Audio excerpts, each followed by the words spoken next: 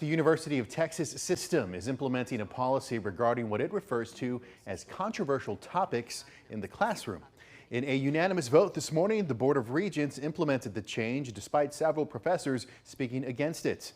KXAN's Adam Schwager reports. Well, that's the problem, is we don't really know what they do. David Gray-Witter is an assistant professor at UT Austin, currently teaching a doctoral seminar about politics and AI. On Thursday, he spoke to Nexstar and the Board of Regents as a private citizen, concerned about a new policy limiting teaching of controversial topics in the classroom. I want our Texas students to become state and national leaders. You can only do that if you've learned to think carefully about controversial issues.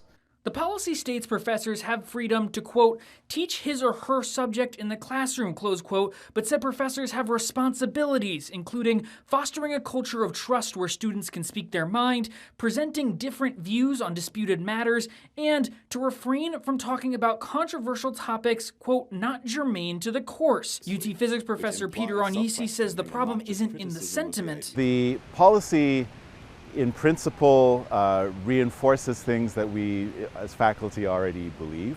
But the potential implementation. The universe is 13.8 billion years old. This is something we have to be able to teach, regardless of whether or not someone might find that this is in conflict with their own personal beliefs. Despite the concerns from professors, the Regents passed the item unanimously, with Chair Kevin Eltife later directing the university system's leadership to make sure courses are following the new guidelines. Freedom comes with many responsibilities that faculty must adhere to in order to preserve academic integrity. The impact, according to Witter, is unclear. Is there anything in my course that will have to change? I don't know, but may have to change, perhaps. Depends how it's implemented.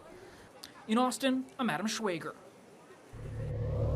Going in depth now, back in January, Texas A&M ended its Women's and Gender Studies program. It's all part of a new policy that limits how professors can discuss some race and gender topics.